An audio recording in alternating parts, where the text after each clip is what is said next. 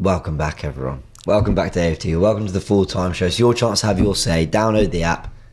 It looks something like that. There we go. Free to do. We want to hear you have your say. We're going to get into callers very, very soon. But let me just start by saying thank you for your patience. This is, of course, a live stream if you're watching a little bit later, and that won't matter to you. But for everyone tuning in live, really, really appreciate it. And apologies, obviously, with everyone out in Ghana, and still lots going on here. Yeah, everyone is working incredibly hard to bring content. But thank you all for your patience. And we're here now to break down with the fans what was a really hard-fought win. Let's talk about six, baby. Let's talk about six, baby. Yeah. I remember the track. I remember it. Do you know what? And by the way, we do have the United Villa game on. So if you see me looking over there, because it is pretty important. This is one of our historic great rivals going up against a team that are trying to chase us down in the table. Really, what a ball! Oh, they're in here, Villa. Good save. Wow, and they've almost equalised, but a big save from Onana. So we'll be reacting to that as well. Frank, I know you've done your fan cam, but we've had 45 minutes now to sit on this result a little bit. Was there any part of you that thought that Arsenal were going to put in a big performance today? Was there any part of you that thought, we could get something special today? Not as special as we did, that's for sure. And the way I looked at it today, obviously, West Ham have been a team over the last few years that we haven't been able to get a hold of. They beat us twice already this season. Came back from that 2-0 up towards the end of last season, which pretty much put the nail in the coffin for the title hope. So I think there's been like a little bit of a mental block when it comes to West Ham. And, I think when we saw the lineup today, I think we all had our doubts. But listen, to be fair, I think we had like 7 players that would normally be in the team that were out today, and to still have as strong a squad as we did just shows that we're working towards having that strength in depth that I've spoken about many times. But to answer your question fully, no, I didn't expect this from I expected a win 100%, but never a 6-0, 100%. The game went through such weird flows because the first 10 minutes I thought we looked really on it, really sharp. The football interchanging was brilliant. Then I felt that the 10 minutes after that, being very specific, kind of minute 12 to 21, 22, I thought actually West Ham are sort of settled here a little bit, and we've not really touched much of the ball. I think that first 10 minutes was 90% possession for us, something like that. Then when we got that first goal from William Saliba, set piece, we know that's our specialty. We need to also give credit because the work of Nicolas Jova is phenomenal. He's really got us so sound, attacking and defending set pieces. But to do against West Ham, who are masters of set pieces themselves, is a great thing. To get 2 as well, with Gabriel getting 1. The penalty as well, being able to go from back to front so efficiently. And suddenly, Arsenal were just crashing at West Ham every time we got in around their penalty area. We were like scoring. I haven't been able to say that this much this season. That we look at a team that with every attack we're going to do something. And this is 100%. And this is what I was saying in my fan cam. Make sure to check that out, by the way, guys. About. Obviously, I spoke about the way we played last season, and I thought that there was no need to change that because we nearly won the league because of that. And I feel like over these last 2 games, we've definitely seen something similar to what we saw last season in terms of the ruthlessness from this Arsenal team, the attacking work rate, just the ability to score goals for fun, I suppose you could say, especially about today's game. And I think the situation that we had with that system last season is we burnt out towards the end of the season. If this is going to be how it's going to be for the rest of this season, we're not going to burn out. So I'm really looking forward to what the future holds for Arsenal. Being reminded on Twitter that Arsenal have beaten all 3 European champions this season: Man City, Sevilla, and West Ham. There you go. That's quite a funny stat. There we go. What did this performance and these recent performances tell us about those who theorised that Arsenal wanted to start the season more contained, not exert energy, be a little, play it safe a little bit more, so that they're in the hunt, and then save their best form and their best run 100%, for the end, like we saw us start last season. And I've always said you can't just switch it on like a tap, but post Dubai, Arsenal looked firing, and we were finding that fluidity back against Brighton, against Wolves. Away at Villa, I thought we played well. 100%. Anfield, we looked good. The West Ham home game, we lost, but we were creating chances. It was only really the Fulham game that I thought, God, we looked really off it. So has this been coming? Has this been building? 100%, and I think that's what I was referring to in terms of obviously saying that we're reverting to something similar to what we saw last season. it burnt us out last season. That's ultimately what led to us not winning the league. You know, such a high intensity brand of football was always going to burn a team out, no matter what team it is that we're speaking about. Yeah. So I think it's quite a clever decision from Mikel, if this is what the plan is, to revert to the system that we saw last season, to leave it until now. And you said it doesn't work, but just off the drop of a dime, but or whatever this phrase was. But Can't I think turn that's it on and off like a tap. Can't turn it off and off. But I disagree, because you look at the way we've been playing since returning from Dubai, and it's been completely different. If you would have told me if you would have told me, you know, we'd be playing like that after, like you said, the Fulham result and the West Ham result as well, within the next month or so, I would have told you were crazy. Yeah. But we've done it, and it's looking great. You're right. I mean, maybe there is a point at which you take a break, you recharge, and then it's all right, everyone, let's level up. And the team showed last season they can do it, and now they're trying to bring that out. I like this tweet from Fabrizio Romano. He's quoted, "Bring Ethan Nwaneri in. Arsenal players on the bench were whispering in the second half." Mikel Arteta replied, "They really wanted to bring Ethan in," he said. That's a tweet from Fabrizio Romano, and James Benge, I think, got the quote out of him. So great work there. Let's get into some callers, people. I think we've got to enjoy this with everyone. I'm looking forward to this one. Absolutely phenomenal. And I think, who's our first caller? We're going to have Ryan first. Let's bring in Ryan. Ryan, how you doing? Oh, big up you too, man. Frank and James. Oh, buzzing, man. I can't lie, I'm buzzing. For me, the best performance of the season so far, without a shadow of a doubt. Like, Liverpool was one thing last Sunday, and West Ham today. I generally thought it would have been a lot more of a tighter game than what it was today. Like, I didn't expect it to be as tight. Like, I didn't expect it to be as easy as what it was today. Like, some of the intricate, creative passing. You had Saka coming into the middle at times, Trossard moving to the right, Havertz coming over to the left. I think Trossard and Havertz complement each other so well in terms of, because they interchange, defenders don't really know where to pick them up. Yeah. And I felt like David Moyes' system he didn't really set his system up right for West Ham in terms of, it felt for me in the first half, I don't know what you two thought of it, the first 10 to 15 minutes for me, it felt like West Ham tried to go toe-to-toe with us. They almost thought...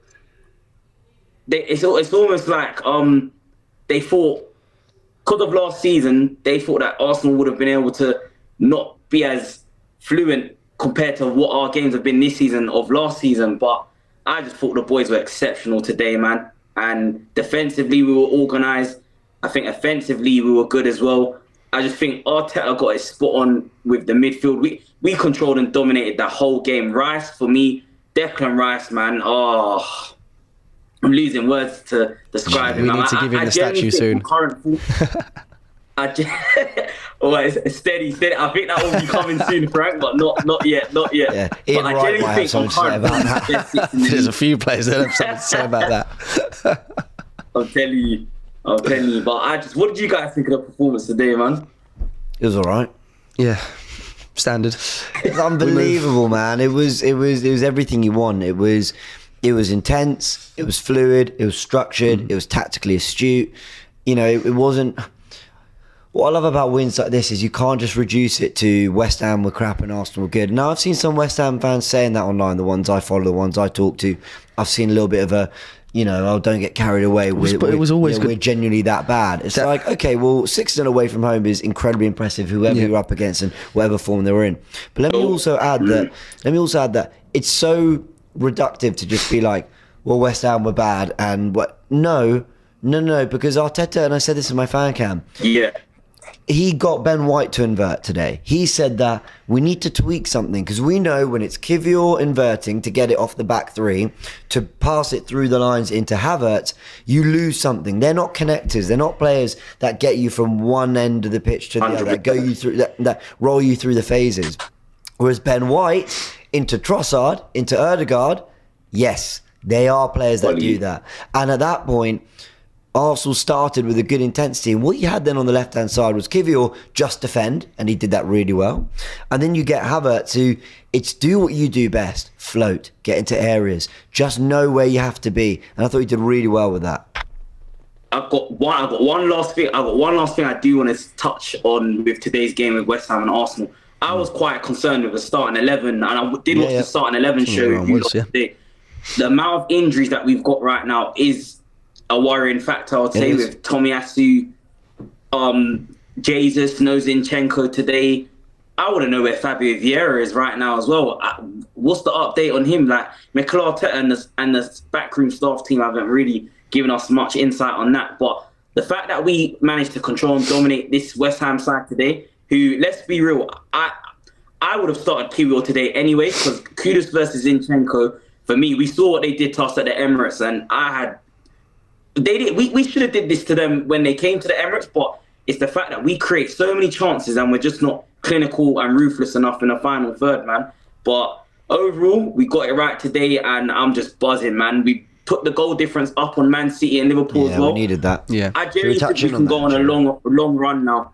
But Burnley next week is going to be a hard game as well, and I just hope that just consistency. All us Arsenal fans ask for is consistency. Let's just keep ticking over. Let City and Liverpool know that we are on their tails, man. If you slip up, we are there, man. But thank God Declan Rice was wearing an Arsenal shirt today, man. I'm going to leave it on that note. He was unbelievable. Ryan, thank you for calling as always, mate. Always a pleasure. You too. Bless. Speak soon. So just on that, right? So that puts our goal difference to 31.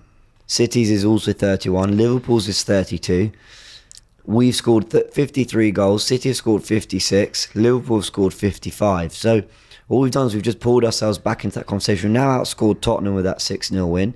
Our defence remains the best in the league, outright best in the league now, because Liverpool conceded yesterday. They had the joint best after the trip at the Emirates, but now 22 goals in 24 games is the lowest conceded by any team in the league this season. That is absolutely crazy. And you come to when you think about it, it wasn't that long ago that we was having to deal with Socrates and Mustafi and conceding goals for fun. It was not that long ago. And now with the likes of William Saliba, Gabriel, Ben White, at times Zinchenko, Tomiyasu, completely different scenario. I would arguably say we're one of the best defensive teams in the world at the moment. Well, it was the work of Jamie Carragher on Monday Night Football. Arsenal fans, I was on this show full time. I wasn't particularly happy with the way he spoke about the celebrations at the end.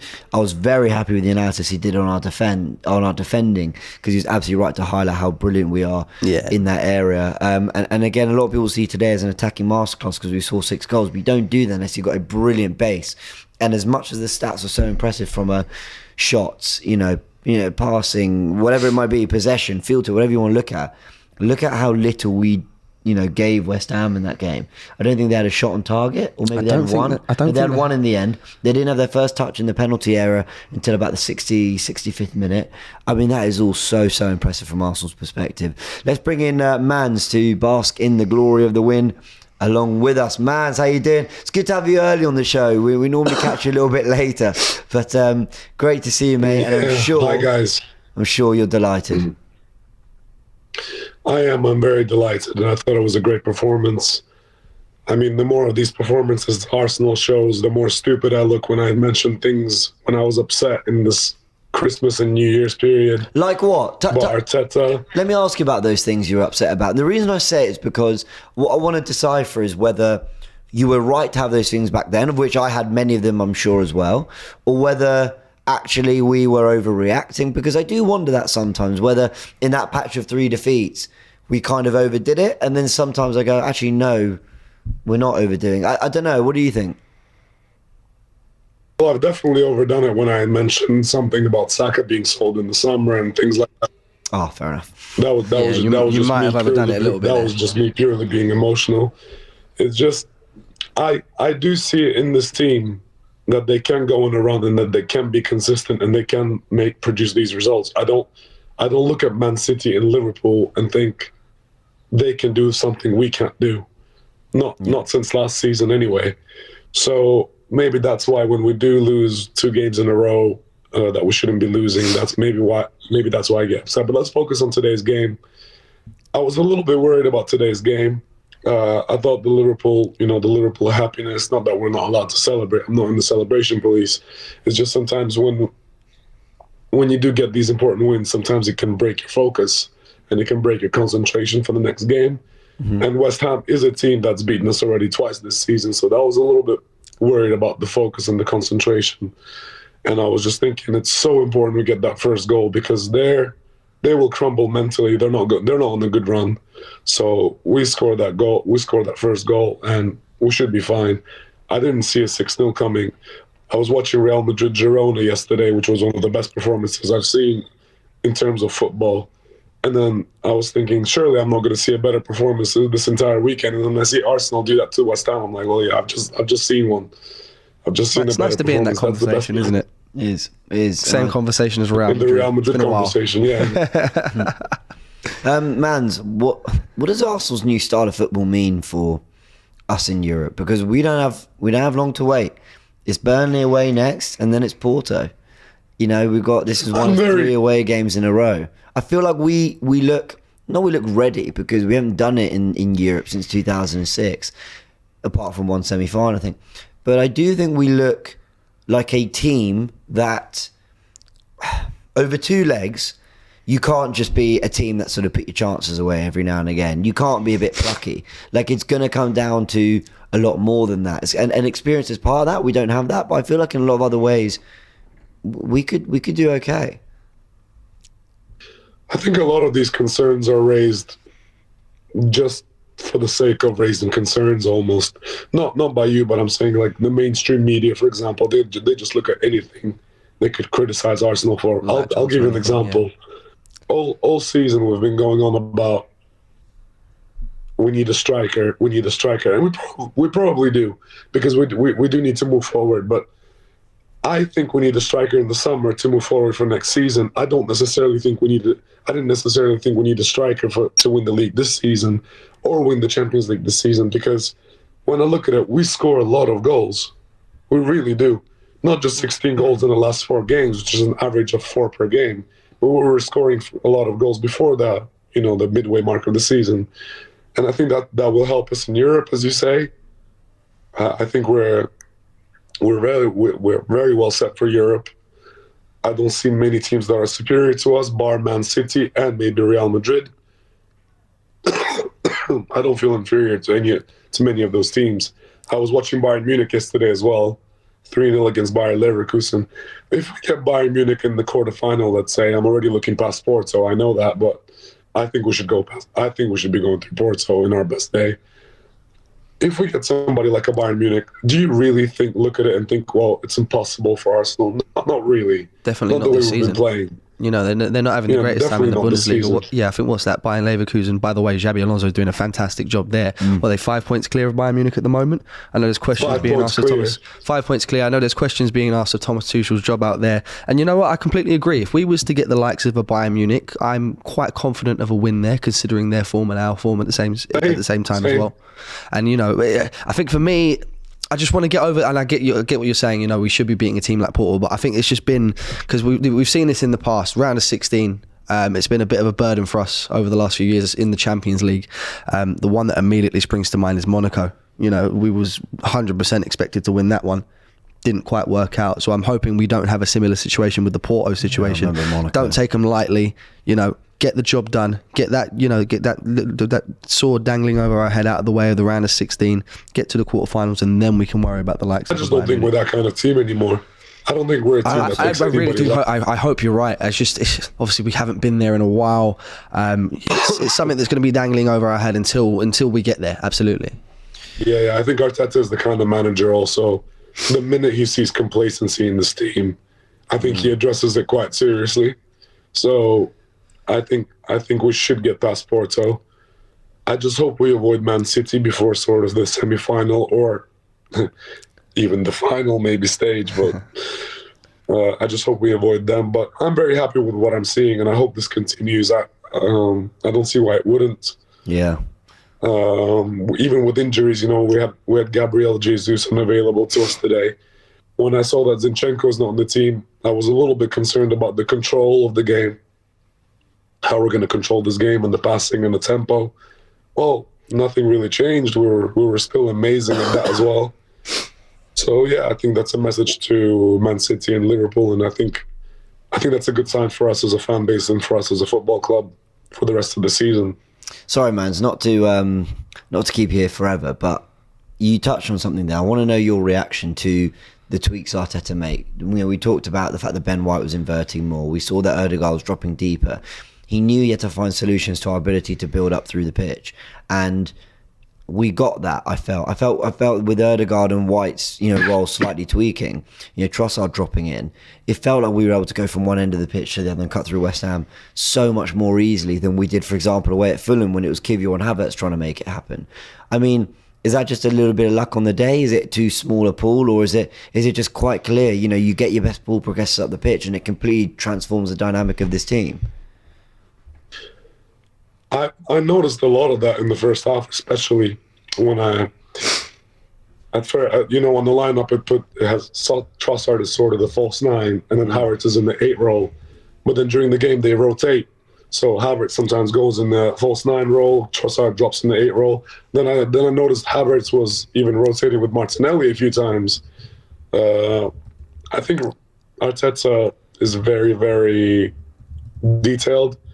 And very, very big. He has a lot of attention to detail with these things, the tactical switches, the interchanges during the game. I think he's really meticulous to detail in terms of that, and I think the players have it within them. I think they've got it memorized in their heads. Like, you take my position, I instantly take your position, kind of thing. And it's almost to put the opposition into a false sense of security at times. It's to make them think twice. It's a good thing.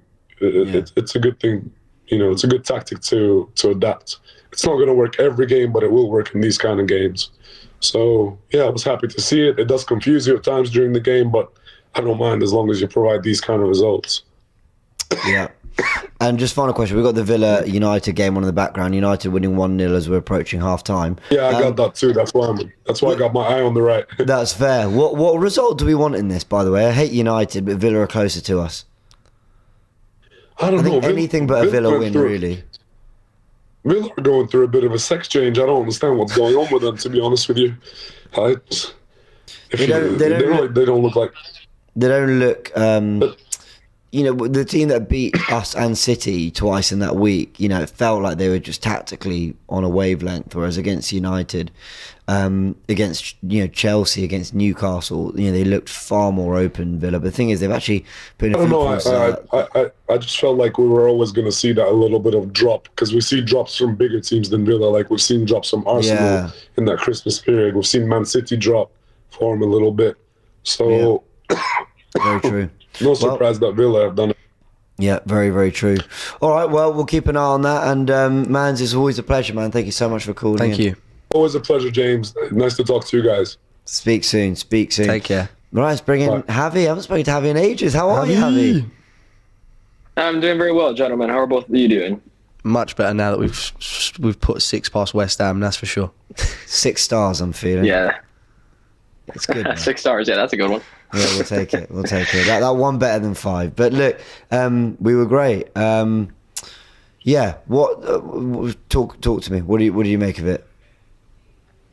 Yeah, I mean, it's crazy because I think that's the first time all season that this team has actually made me smile. It was the kind of performance that I think champions put in, and it was an absolute complete performance. And even then, I can't really recall. I know there's been maybe a 4 or 5-0 every now and then, but I can't really recall under Mikel Arteta's tenure at Arsenal a performance like that where we just absolutely battered a team goal after goal after goal. And even when we do score goals, we always tend to give up a very lazy 1 or 2 goals at the end, and it just kind of puts a dark cloud over the performance and the scope of professionalism. But it was the first time this team made me smile this season, and I actually found myself celebrating the goals, which is rare for me, and I felt a little bit of that love and that spark again, and that's all I can ask for sometimes. What, Liverpool I'm glad last I got that week? feeling back. You've stern face for the Liverpool game. If you want to win the title, and you're playing a team who you're competing with at home, you need to win that game. That needs to become the new standard. Like, you have a team like Liverpool who went through a rebuild in the summer.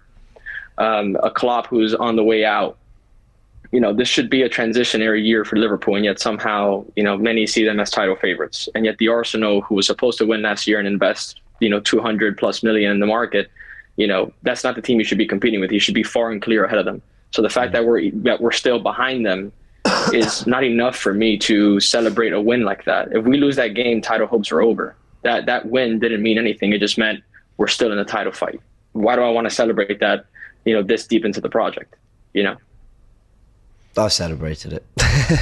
I celebrated. I saw that. I was front row. By the way, I've been meaning to check up on you, James, because I'm surprised that you're not still in hospital after you found that Lewis Hamilton is going to Ferrari. I'm surprised you haven't had an aneurysm or something. Well, no, what happened was basically Max Verstappen made Formula One incredibly dull. So when it happened, I was just like, oh, that's kind of crazy. So I need to sort of rediscover my it's a very rare and new passion for F1, which I can thank Netflix for.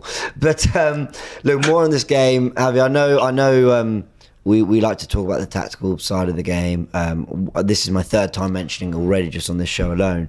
But he tweaked things, Arteta. He made real tweaks to ensure that we didn't lose what is kind of core to Arsenal when they're at their best playing football, and that is getting really good passes into really good areas of the pitch to combine. I know it sounds so simple, but it's felt like at times we've looked disconnected as a team when we miss a Zinchenko or we miss a Jesus.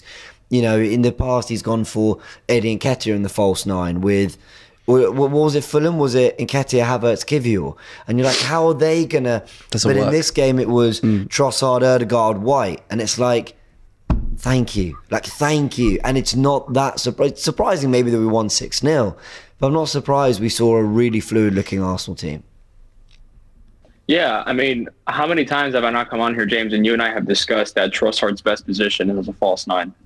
We've always discussed that. And people are always like, why are you harping on about this, James? I'm like, because it's obvious. It's obvious. Play Trossard. Yeah, it is. And it's all. He's also the most similar in terms of his play style to Gabriel Jesus. And I've never understood why, if Jesus is out, you're starting with Eddie Nketiah or even Kai Havertz. I mean, Kai Havertz, okay, he can hold up the play and he does that really well. When you have Trossard there, his insistence on putting it on the left-hand side when he has nowhere near the kind of pace that Martinelli gives you, especially when we have space in behind, it's just never made any sense to me. Even though he did it last year, starting Trossard as a false nine, and we were incredibly successful. So good job, Arteta. It took you a whole entire year to finally figure out what you figured out last year. Just out of interest, though, do you feel like, and obviously I think he scored 8 goals this season now in all competitions, I believe, for Leandro Trossard. You mentioned about in the absence of Gabriel Jesus, do you feel like there's potentially an argument for, even when Jesus is available, for Trossard to be starting over him at this point? I once mentioned that I think Trossard is actually our best finisher at Arsenal Football Club. Yeah, you actually look at the kind of goals that he has scored. And he not only does he do tap-ins, but he's done some goals from outside the box. He's scored them in. He scored with his right. He scored with his left. He's a decent volleyer of the ball as well. He's got good technique. He can drift out wide. He can drop in deep. And Jesus, sometimes who isn't as clinical, you can definitely see why Trossard would start over him. I actually, when we talked about the market or even January, I actually mentioned how I think we should have moved on from Eddie Nketiah and just actually bring in a natural right winger to, compete with Bukayo Saka, because I think that Reece Nelson is Martinelli's most similar player, and yet for whatever reason, Arteta always plays him on the right-hand side. So I've been arguing for Jesus and Trossard to battle it out for a long time. And yet, Eddie Nketiah is still here when you have the likes of Laurie, defending him like his defense attorney. And so it's something that, again, it's not like, I've been a foreseer in this or a pioneer. Arteta already utilized this before, and it was incredibly successful. And yet, I think out of hard-headedness, out of stubbornness, perhaps even arrogance, which I think is a necessary quality for geniuses or of the game, you need to have that element of arrogance. But if you stumble upon something that worked, don't fix what's not broken. And that was a major criticism, not only in the transfer market, but earlier this season. Yep. And my biggest, I know we've gone through some tactical changes. You saw Ben White inverting earlier today, which he had done when he came into Arsenal Football Club. And at times, Arteta even tried utilizing him. We often talked about him playing that Stones role when we saw that. Yeah. We were playing with a back three at the beginning of the season. So if you're playing with a back line of Ben White and Kivior, the natural inverter should be Ben White. That's been obvious. So it seems like Arteta is rediscovering what he has already, discovered a year ago. And that's been my main frustrations with him over the last 6 months. I know, James, you probably felt the same way when you've been analyzing things alongside Graham. So hopefully for this second half of the season, he, finally goes back to what we've been doing before, even if it is in a more balanced and measured manner. And with the likes of, Timber hopefully coming back into fitness, and Tomiyasu, who are, I think, not only good ball progressors and good inverters, but also, the better defenders, we should actually have the kind of balance, not only in attack and defense, that should provide us the stability that we need to be successful in the second half of the season. Yeah, completely agree. You know what? I'm not being rude while you're saying all this. I'm writing things down because I'm trying to remember for Tactical Insight tomorrow. There's a lot that we need to talk about. And I think Arsenal... When would you say that Arsenal rediscovered their fluidity again? I mean, this was our best performance, but I think against Wolves, against Brighton, there was a lot of that. But this was the first game where I felt the movement was incredible. Everyone was popping up everywhere. And I'm not sure we've seen that. Like, today felt like last season's Arsenal. I don't think any other game this season has felt like last season's Arsenal. We've seen fluid performances, in spells, great performances. This was like 90 minutes of Arsenal just entertaining. I nearly tweeted before the game. Sometimes it's great to just shut your mouth and not say anything. I nearly tweeted, I don't think this is going to be a great game for the neutral. I just didn't think it was. West Ham haven't been impressive this year. I thought they'd be really contained. Arsenal missing players with like Zinchenko, Jesus. I thought we'd go through the motions. Jorginho missing. I just thought this could be a really dull watch. But I thought, you know what, James, just see how it goes. And I thought this was the closest we've looked to last season, easily. Yeah, I think that we've seen some elements of that fluidity, and as the seasons progressed, we went from saying 5 minutes to 10 to 15 to 20 to 30 to a half, and now we finally, I think, saw a full 90 minutes. I think that us coming back from Dubai, we actually, saw a little bit more fluid. I think we saw that against Crystal Palace as well with a 5-0. The only thing, and perhaps we can go back to the last couple of games, that is a little bit of a cause for concern, James, and it's both an asset but also a liability, I guess you could say. We're very good from set pieces, right? I think we're perhaps the most potent team in set pieces this season, as we were perhaps in last. Yeah. I think Nicolas Jover, by the way, needs to get so much credit. The fact that he hasn't become a household name in the Premier League alongside some other managers is incredible, because his track record both at City and Arsenal have been phenomenal. I think if we were to ever lose a manager like that to another team, that's, I think, just as tragic as losing one of our best players, because the amount of goals that this guy contributes to this football team over the course of the season is immeasurable. But I've also noticed that it usually takes a set-piece goal for us to actually open the scoring, which then gives way for some of that fluidity. Today it was 2 set-piece goals that then opens that up, and I think that's been a common pattern. I think there is a little bit of an over-reliance to sort of open the marking with a set piece. That being said, you do need that fluidity and that, danger in the final third to get those set pieces. But I think it would be nice for us to actually kick on the scoring and see how many times you can actually do so, being fluid and putting our chances away. It seems like we're relying on that set piece to then draw teams out, where then our fluidity can shine a little bit more. That's the only cause for concern that I have, but it's still a good problem to have, to rely on your set pieces. I actually hear what you're saying. I hear what you're saying there. Javi, it's always a pleasure. It's been a little while, but it's great to chat, man. Yeah, likewise, man. It has been a while. They say, absence makes the heart grow fonder, so I hope that's the case for you. It's been the case for me. Well, I certainly felt that with Arsenal's football sometimes this season. I'm like, absence is making me miss last season's Arsenal. Absolutely. But Javi, mate, thank you, mate. Thank you, Javi. Appreciate it, as always. Of course, guys. Enjoy it. Enjoy the rest of your weekend. Take care. Now, let's just go through some comments quickly, because we do have some other callers. We'll be with you very soon.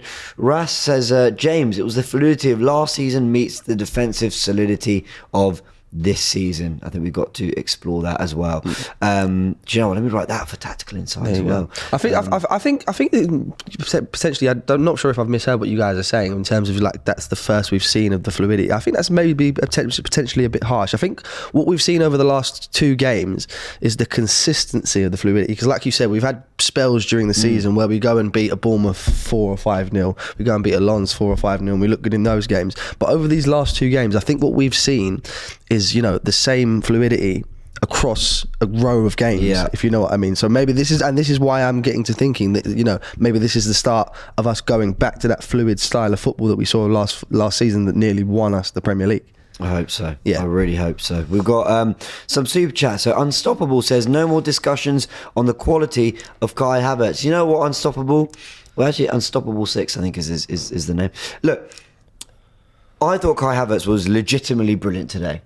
And this is where I think Arsenal fans, sometimes need to just have really honest conversations. I'm not saying people can't have different opinions. I'm not saying people are lying or gassing things up or whatever. If someone thinks Kai Havertz was brilliant and I didn't think he was brilliant, doesn't mean he wasn't brilliant. I just had a different opinion and I'm probably wrong. What I feel like I'm starting to understand about Kai Havertz is obviously for £65 million, I suppose it's me being a little bit naive. I'm looking for goals and I'm looking for assists. I've come to terms with the fact that he's maybe not going to be that guy. But it's his work that he does off the ball and to get into positions that he does. And obviously what we saw today with Trossard, with the rotating and how much that helps the team. So maybe I just think that maybe a lot of Arsenal fans share a similar feeling to me in the sense that, he's someone that can play as a striker, should be contributing to goals. But I think I'm coming to terms with the fact that just might not be the case. Well, that's interesting. I'm not even necessarily looking for goals and assists, to be honest. I'm looking for what we got today. Now, let me give you a good example, right? When he played up front against Liverpool in the cup game, not last week, but in the cup game, everyone went, I know he missed chances, but he was brilliant. And I thought, oh my word, you're all overdoing this. He wasn't good. He was not good against Liverpool up front in the FA Cup. Then in the league game, much, much better. Was he? People got onto Turkish for giving a 5 out of 10 in his player ratings. A 5 is average. I wouldn't say he was a 5, I'd say he was a 6 or a 7. But the point is, some people had him as like, no, Kai Havertz was brilliant against Liverpool. He wasn't brilliant. He in my opinion, off the ball worked brilliantly. Tactically, certainly did his things. You can see that in the highlights and the football we played. You can see that tactically he did everything that was needed. On the ball, at times lacking, at times good. But I thought he was good against Liverpool for sure. Today I thought he was very, very good. A bit like he was against Luton. A bit like he was... there was another game around that time where he played well. I thought against Brighton he did fine as well. But this game I looked at him, I thought, you look on the ball as much as everything else, because we've talked tactically about how he was, dropping into cover, but he was running beyond as well to get on the end of things. His role in this game was really interesting, especially with Trossard up front. Up front, it made for a lot of fluidity, a lot of rotations. But I just felt today, even on the ball, darting into the box to get on the end of an Ødegaard pass and then laying off to Saka. Brilliant. He was popping up left, he was popping up right. He knew when to pass, he knew when to try drive, he knew everything. Like, did he get the odd thing wrong? Sure, but every player does in a 90-minute game. And unfortunately, we've got the microscope on Havertz a little bit because of the £65 million price tag, former Chelsea, all that. I felt today... he was genuinely very, very good. Like touches, decision making, work rate, picking up second balls. I think it's that fourth goal happens because he's the one. He chests it into Trossard, and then it looks like we might have lost it again, but he keeps it alive again.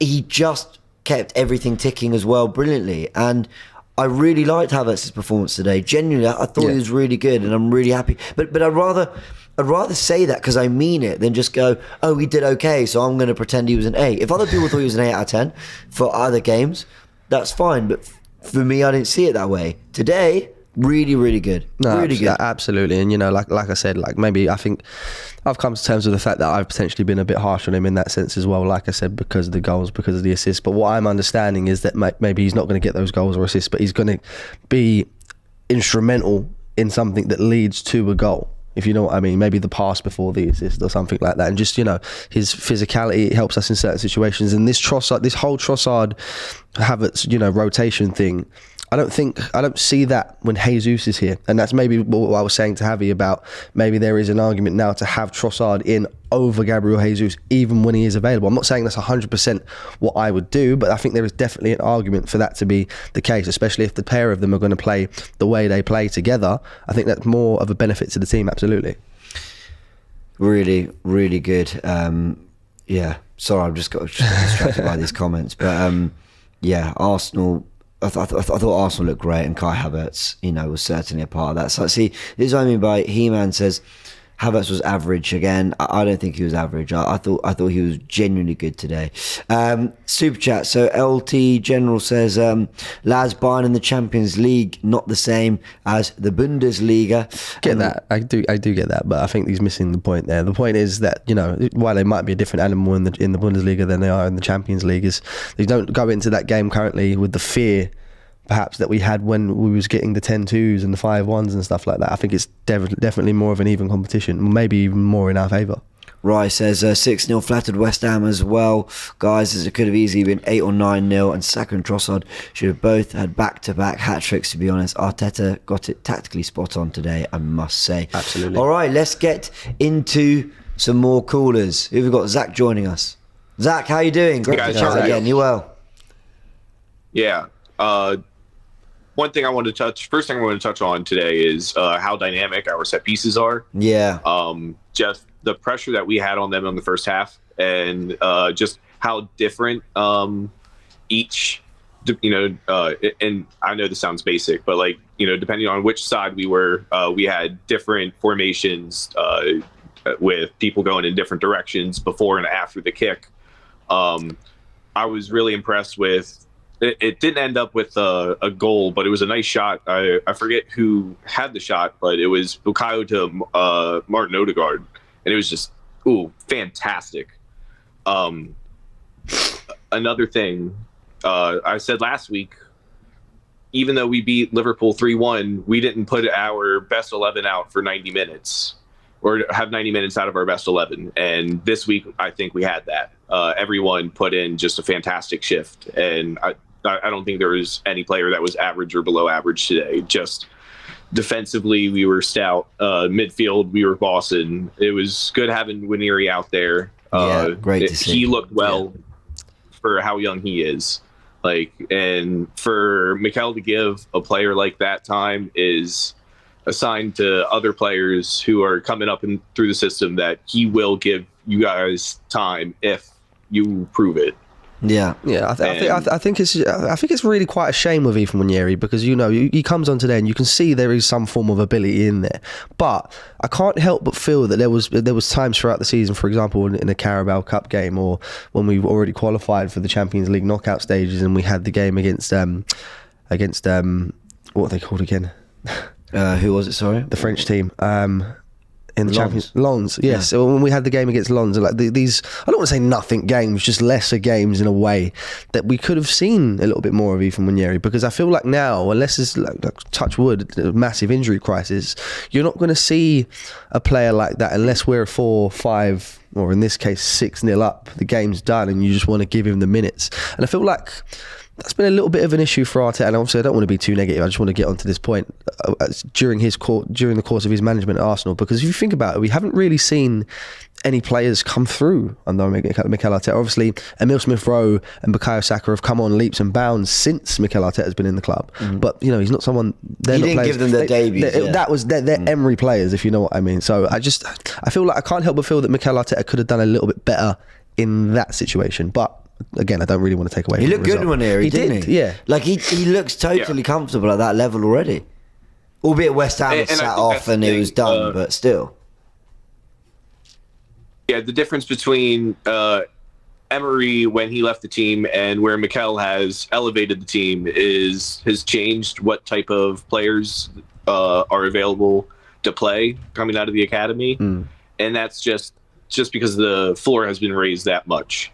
And that's nothing to say anything bad about, people who might have been squeezed out and haven't been able to play, but just we've played. We need a higher caliber of player to be able to make it. And so far, Wineri seems to be at least one of them to do that. Yeah, man. It's looking excited at 16 years old. Has the last 4 games changed your mind? How are you feeling about Arsenal's title chances? Before, let's cast your mind back. We've just lost to Fulham 2-1. Did you think we'd win the title? And if you didn't, how are you feeling now after the last 4 wins in a row? My mind hasn't changed that much, honestly, because I still said we were on the outside looking in, simply because City's coming back stronger. And Liverpool has that emotional charge with Klopp leaving. And those things aren't to be discounted, even though we have the firepower. And with the last 4 games, we've been able to see we have that firepower to be able to go the whole season. And we also have the defensive prowess to win against any team in a one-off scenario. So, even though we weren't getting the results necessarily, I wasn't losing that much faith. But it's just difficult when you don't get the results, especially when we go earlier in the season, like the draw against Tottenham, draw against Fulham, which those could have been wins and we didn't convert on them. It makes the losses like what we had consecutively with Fulham and West Ham in late December, early January. I forget exactly. But it makes those harder to swallow because you need to be able to keep those points. Yeah, completely agree. By the way, we've got the Villa United game on, which we are keeping an eye on. What do you think's a better... Well, I know what a better result is for us, but who do you want winning this, or do you want a draw? I mean, a draw would be best, because I think losing points is better than one team gaining points that are below us, because I don't think either of them have the ability to really make a push into the top three, because I think it's, obviously City, Liverpool, Arsenal, and then there's some differential between the rest of the Premier League. Yeah, I'm just keeping an eye. There's a part of me, right, that this is, at the moment, this is quite good for us in terms of making out ground on Villa, but I'm watching United, it's like, I just can't have them winning. I just never enjoy. I mean, they're our rival. You don't ever want them to win. I can't particularly enjoy. They're not consistent enough, though. They might look good now, but they'll probably look like crap next week, and you can't guarantee that. And we're talking about. What a save! Sorry, Onana's just made a big save to keep United ahead. I'm so glad I took Watkins out of the fantasy team. There you go. No. I need Ollie Watkins to do good. Yeah. So, but they might look good now, but there's no guarantee that they'll look good next week. Yeah, I hear that. We are talking about having a draw a month or two ago really affecting us in the title race, and they're having a hard time either just winning or losing the game. Like, they're either in it or out of it. So yeah, that's true. I'm not too into United this year, and I also don't think Villa has enough to really last the whole season. Fair enough. Well, let's see if they can turn this around. We do have lots of other callers that have sort of come in towards the end, so we're gonna go. We're gonna go hear from them as well. But thank you so much for joining us, Zach. Thank you. Always a pleasure. Yeah. Have a good one, guys. Thanks, man. Cheers. Let's get Sean in. Sean, how you doing? Hey, guys. Can you hear me? The smile is infectious. Straight away, I see a smile and I've got a smile back because I know what it's about. I hear it. Big win, man. Big win. 6-0. Did you see that coming? Honestly, no. I thought it would be like 3-0. Probably the max. So you thought we'd do a job on him then? Yeah, honestly, I feel like since we're in a good form, you might as well continue with that, right? West Ham has been a bogey team, like for the past, 2 times we've faced them. Didn't do well, so I feel like, so I feel like I had a good feeling about this. I didn't expect 6-0, so that was something. No, I didn't. By the way, United were in there and they made an absolute mess of it, but it looks like, I think it was Garnacho was maybe offside. Anyways. So, yeah, we are keeping an eye on that because it is... just don't want them to win, Who don't you want to win? United? Oh, absolutely. But then again, draw would be great. A draw would be fantastic result. I want a draw. That's what I want to see. But you... Thing is, saying you thought maybe we could get a 3-0, so you were confident that Arsenal would create chance in this game because there were 2 schools of thought. Either we're going to build on the Liverpool win and we're going to, look really confident, which we did. That was what happened. But the other way of looking at it was, actually, will we be a bit complacent? Will we be a little bit, what's the word? Almost high, believing our own hype a little bit. Like this win for me has made that Liverpool win even better. Like, I'm now enjoying that win even more because I feel like we've proven it wasn't just an accident. It wasn't just one little tactical masterclass. It was Arsenal flexing on 2 good teams. On 2nd place at home and 6th place away, and that's really impressive. 9 goals in the last week against both. Gotta love it.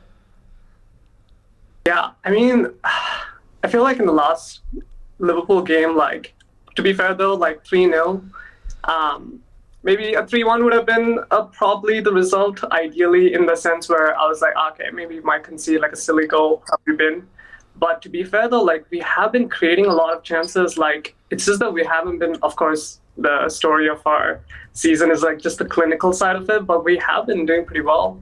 I mean, we were getting those opportunities and chances. And I think, to be fair, though, you got to give credit to Arsenal even more. The fact that we don't have our full, like, Jesus, Zinchenko, like, even the idea of, like, having from the bench coming in and playing in the starting 11. And, like, we didn't have that this game. And yet we still managed to get 6-0. I mean, that's, pretty impressive. You got to give credit to that. Completely agree. Were you going to jump in there, Frank? I heard a breath. Yeah, no, and then what I liked about this Arsenal performance is we've seen it quite a few times, and what happens is there've been a few situations in games where we'll be 3 or 4-0 up, and you sort of know what's coming. You go out in the second half, maybe you'll score 1 or 2 more. What we got today from Arsenal was absolutely ruthless. We came out, we showed the exact same energy that we did in the first half. That's what I love from Arsenal, because I'm genuinely of the belief, like, if you can score 4 goals in one half, then you can absolutely score 4 in the other half. So I think it's very refreshing to see that from Arsenal, a team that would normally, if we're leading comfortably, I kind of get it, because you don't want to, I don't want to say you've won the game already, because the stat that I read out during the stream, the last time we were up 4 goals away, at half time, we ended up drawing that game 4-4. So that's why it's stuff like that where I get to panic stations, and it's like, I just want to see the same energy that we did in that first half in that second half, and Arsenal did exactly that today. Just last question very quickly, sorry, because we've been 50 minutes live, and we've talked about the general feel good of the win and whether we thought it was going to happen or whatever, but I do think we should spend these last 10 minutes as we get your thoughts and more callers, just to quickly talk about the players individually. Bukayo Saka, 100 goals and assists for Arsenal. Declan Rice, phenomenal, what a goal as well. Trossard in the false 9. Those players, I don't know what you want to say about them, or maybe anyone else you thought was great.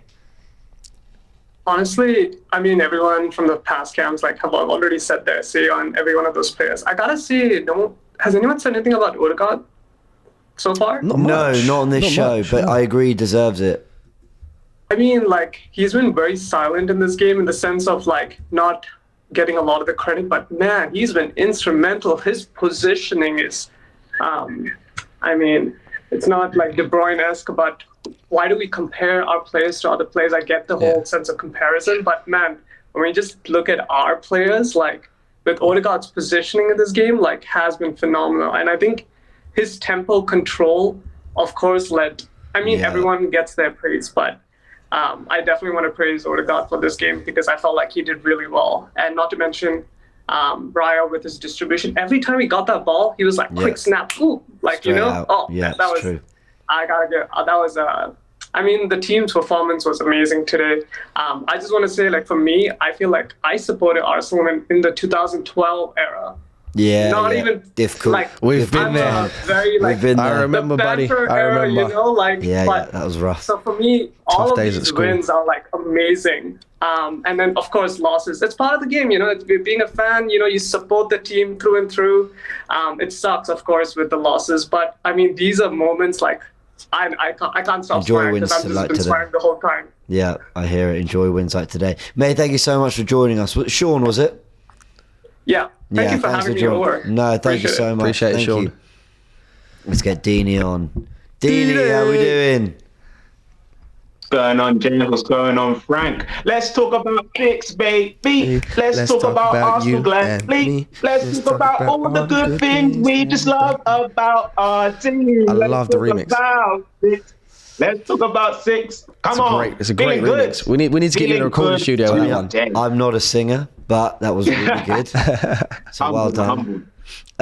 Sorry, what was you saying? Do you know what? I said to Sean, the last caller, that we haven't given enough time to the actual players individually. We've talked about Ben White tactically. We've talked about Kai Havertz's improvements recently, especially in this game. We've talked about how we use Kivior, Trossard. But I just think there are players that just deserve some individual time in the spotlight, and I think they'll get that on Tactical Insight for sure tomorrow.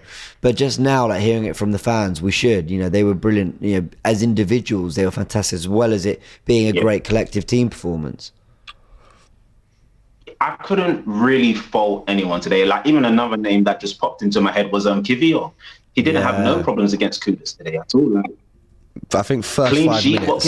What more can you ask for? Gabriel Saliba, White as well. couldn't answer. And honestly, there's nothing bad to say about today. It's just the only negative I would say about today is when we lose, when we only take 1 point away from Fulham, and this, that, and the other. It's like we win those games, and those games that we should win. It's a different story right now. But for right now, it's good. It's good to see Nwaneri get some minutes in the game. It's good to see that we're scoring a lot of goals. We scored 16 goals and conceded 2 since coming back from Dubai. And that's absolutely amazing. Well, that's the type of turnaround you want after going 7 games, the 7-game run that we had, especially beating Liverpool last week. You want to go on and do this now. And now, the main thing I do really want to say, well, the 2 things, is it's just about we need to keep this momentum going. And for the rest of the season now, Arteta's management is going to be so key, because we have 2 games coming up now where this team alone could easily play those next 2 games, i.e. Burnley and Sheffield United. They can get those wins. And that gives time for Jorginho to get his injury sorted out, gives Jesus time to come back, gives Partey time to come back, gives Smith Rowe time to come back, whatever happens. Like, this management is going to be very key for the rest of the season. And it was good to see players like Cedric, Nwaneri, El Neni, because these players are going to need minutes in their legs when it comes to crunch time. They won't be fully involved in the first team squads, but at the end of the day, if they can just help out, give us a 20 minutes, they can do 1 game if someone's not there. It's going to be a whole squad game. I did say, because I was talking to, it was yourself, Frank, and it was Laurie, and this was talking about strikers and when we're going to finish and this, that, and the other, blah, blah, blah. And I said at the time, as of right now, we probably finish 3rd and go out the Champions League. And you know what's crazy? We could still finish 3rd, but it's what it is now. We're only a point of City, or it's goal difference, or this, that, and the other. With that context, it's just, it will be kind of harsh, because if that is the case, then we would have won most of our games towards the end of the season. And the only reason why we didn't win is because City or Liverpool just won the same amount of games that we won as well at the end of the day. So it does feel like it's going to be very tight. Right now, but bro, I feel good.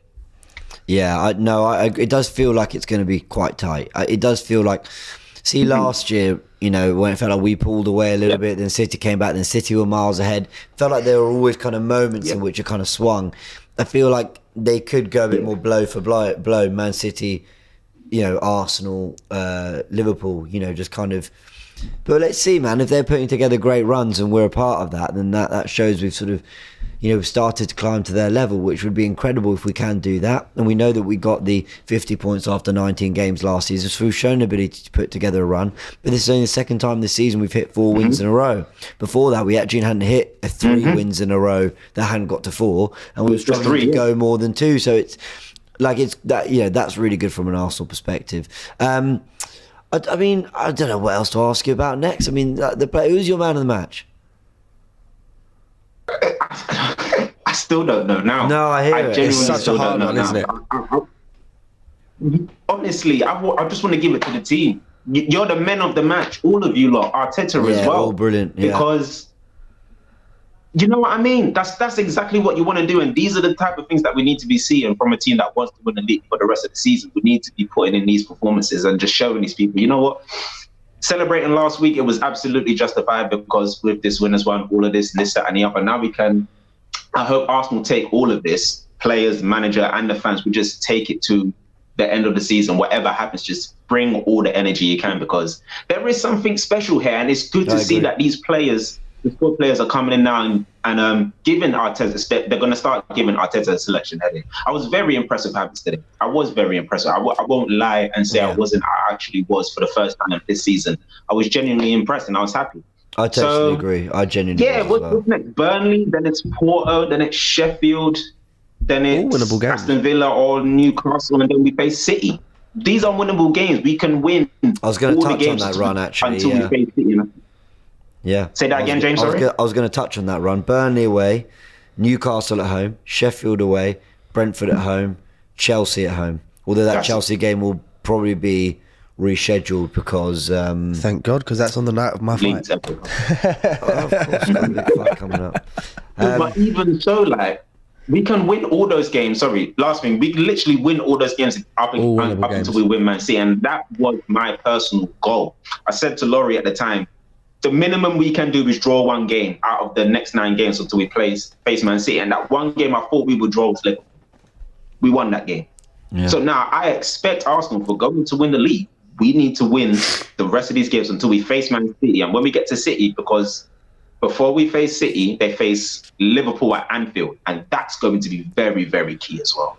So we'll see what happens in the next few weeks.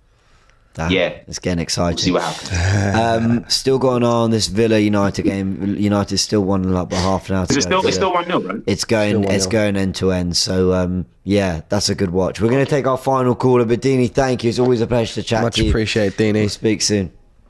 Love us. Hey, Michael, how you doing? Can you hear us, Michael? Yeah, can you hear me? All good? Yeah. I can. Yeah, it's coming through slightly faulty, but yeah, not bad. How are you doing? Great. I got to pick up on what Javi was talking about with Nicholas Jover. Yeah. I think that, remember, we did not score for the first half an hour of that game. And I started to get worried that we were going to waste all these chances and then they were going to beat us on the counterattack, just like, at the Emirates. But, what I love about Jover is that he treats every corner, every free kick as a chance. That's a chance that we can convert. And I got to give Declan Rice credit for the deliveries he's putting in on that. 100%. I mean, those are legitimate assists on the first and the third goal. Yeah. You're so right about, like, they are free chances. You win a corner, you win a set piece. If you're good with them, that is a chance on goal because you've got a direct, uninterrupted route. It was that Bruno Fernandes who was watching there. He skied that. Bruno special. But you've got an uninterrupted kind of ball into the box, essentially. And Rice, he's gone back to West Ham and got 2 assists and a goal against his former club. A stupendous goal as well. Just like he had the perfect afternoon from a creativity standpoint as well. Honestly, it couldn't have gone better today, could it? No, not at all. I mean, it could not have gone better. I mean, but getting that first goal on the set piece is what breaks the back of the low block. They can't just sit back anymore because they got to start to come out to equalize, and that's when the floodgates open. Yeah. Very, very true. Who was your man of the match? I got to say Rice, just for the deliveries on the first and third goals. Fair enough. Yeah, fair enough. Was he your man of the match, Frank? Yeah, I listen, given the circumstances of the game and everything that leading up to it, that's the fair. Circumstances within the game of literally, like I keep saying, I had the benefit of commentary during the information station, and every single time he touched that ball, boos rung around the arena. The second he got that assist, silenced everyone. Really? Got another one, people started walking out. Got the goal. There was more empty seats than there were West Ham fans in that building. So I think given the circumstances and that, 3 goal contributions from a defensive midfielder, I'm not trying to take away anything from anyone else on that pitch, but if you're getting 3 goal contributions as a defensive midfielder, 100% my man of the match. 100%. Fair point. I want to ask you about this upcoming run just to round off the show, because before we travel to City, I've just read it out, but I'll read it again. Burnley away, Porto away, Newcastle at home, Sheffield away, Brentford at home, Porto at home, and potentially but unlikely Chelsea at home. Then it's City away, and that's followed up by Luton at home, Brighton away, Villa at home, Wolves away, Tottenham away, Bournemouth at home, United away, Everton at home. Now, I've gone all the way to the end of the season there. Could win the league at Old Trafford again. But the point, wouldn't that be good? But the point I'm trying to make is, I think we've come through what I call our runs of the season. Those runs of like Forest away, Liverpool at home, West Ham away. You look at all 3, go, all back to back. Bit awkward. And I look back even further. I'm just trying to get them up now. But like, here we go. This is a great example. Luton away, Villa away, Brighton at home, Liverpool away. Like, that's not a nice run of 4. Awkward. Yeah, they're ones I would expect us to do fairly well in. But it's just all 4, especially when you look at the home and away, balance. And there's a few others I'm trying to look at as well. Bournemouth away, City at home, Chelsea away. Like, it feels like we've got a lot of those runs out the way. Do you know what I'm saying? Or am I being a little too optimistic? No, for me, what matters is that there aren't any games that I don't think we can win anymore. That, we're undefeated against the top 6. And that tells me everything about where this team is at right now. I'm not afraid of going to the Etihad, given that we took 4 points off of Liverpool and given that we beat them at the Emirates. Yeah. No, you're right, actually. I mean, look, to come out of along those the buzzing... Times. Oh, no, go on, go for it. Shakespeare. No. Just say what you're going to say. No, I was going to say, to have had 3 games against City and Liverpool and come away with 7 points out of 9. It was 1-1, Villa equalised. 7 points out of 9 in our 3 games against our title rivals is sublime as well, and that could be huge in this race. But carry on, take it away. Right. And so no, it's just about staying consistent, and I'm much more comfortable after the last 3 games now than I was, around New Year's. Among the buzzing, pleased multitude, where every something being blent together turns into a wild of nothing, save of joy. Come on, you Gunners. See you next week. Perfect way to end the show. Big thank you. Big thank you, Michael. Speak soon, Michael.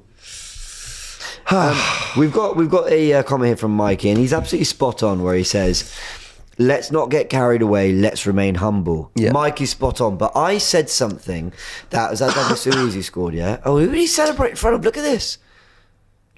He puts it away, and then who's he celebrating in front of? Is that Casemiro? Just doing the cha-cha. What's he done there? Look, his celebration. He goes to celebrate and then spins around. Dallo, is it Dallo? Or is it? Or Varane? Oh, it's Varane. Or is that the fans? Yeah, it's Varane. Look, you see the way he shrugs. I think it's Varane. What's that all about? Anyway, so Mikey's spot on. Right. One game at a time to a degree. Be humble and all that. And I totally agree.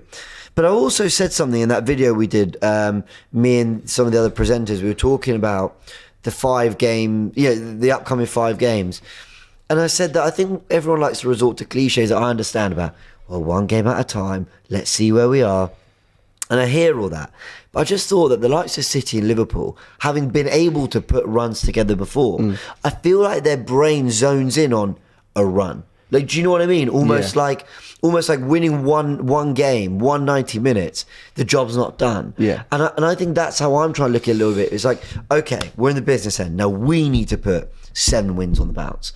And I know that's like, okay, it might end up being 6 wins and a draw. But my point is, we need to now start putting that together. So I look ahead of those fixtures and I go, Arsenal should look at this as an opportunity. They should look at this as, okay, like, there isn't a run there of 3-4 games where you go, well, that's a really ugly part of the season. Yeah. And we should use that as fuel to believe that, cool, did the job done today, fantastic, we go on to that. Maybe I'm not making a lot of sense, but I just feel like we shouldn't be scared to look ahead and go, we got a job to do here, on to the next, and not just go, oh wow, one game at a time, let's just really enjoy this and we'll just see how next week goes. No, absolutely. You know what I'm saying? 100%, and we do have to look at the run as a whole. But what you said there, obviously we should be able to go on a 6-7 game win run, but like you said, that if we go on a 6 wins, 1 draw, we just need to make sure that draw is one of the bigger teams that we're competing against. And if you look at it, it's only realistically Man City. Now, if we can go to the Etihad, I mean, I genuinely don't care what anyone says here, but if we can go to the Etihad and get a draw, provided we win those games around this one, I think that's a fantastic result and still leaves us in a fantastic position, because if we win the games up to that, I'm assuming that Man City will win all of their games as well. It still keeps us on level with Manchester City, maybe 3. Obviously, I know they've got the game in hand, but maybe they're 3 points ahead of us, but still within, the point I'm trying to make, still within touching distance of Manchester City, who ultimately, I think they're still favourites despite everything. I think if they win their next game, they're top of the league. I think you'll get a Liverpool drop off, and I think it will be us and Man City towards the end of the season. Sometimes you lot confuse me in the comments section. I've actually done really well not to address some of the more negative or trolly comments in this show, but there are just 1 or 2 I do want to address. Firstly, from Mikey, who made the point about staying humble. He says applying pressure to our team helps no one. My friend, do you think Arteta isn't applying that pressure? You think Arteta and the team aren't looking at each other and they're all going, this is what we need to deliver, this is what we've got to do, this is the standards we need to get to? They're applying pressure on themselves. What we say on this show doesn't matter. But the other thing is, a conversation going on between Bo and Raging Demon, who are talking about not getting ahead of themselves. But this is exactly my point. That's why I'm talking about a run, because we need to see that before I start to get really excited. Yeah. It's not me going, oh, we've won a game, now we've got to win 7. It's the opposite. I'm saying, I want to see that we can put 5, 6, 7 in a row before I start getting really excited, because that's what we've got to do if we are to beat City and to this title. been lacking. So it's the opposite for me. It's not, oh, we've won 4 in a row, I'm thinking of 10 and, you know, we're going to win the league and all that. Yeah. I'm saying this is great and I'm over the moon.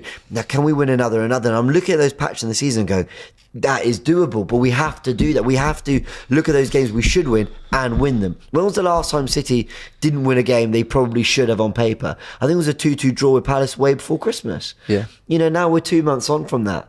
And they've won been on everything fire. else since. I think it's like 6-7 wins in a row in the league they've put insane. together. It's So insane. that's how we've got to be thinking. And yeah, the job's not done till it's done, but I'm starting to believe with 4 wins in a row, if we can build on that and we show we can do it, then I'll start to believe again, where I actually lost faith that we were going to win it. Unstoppable 6 with the final super chat says, James, can you see Arteta making centre-back reinforcements like what happened with Rambo and Raya? I welcome the competition. What are your thoughts? I don't think you're going to improve on Gabriel and Saliba. With Ramsey, as much as I loved him, I did feel you could improve on him, but I don't feel that. Oh, Douglas Luiz is in again.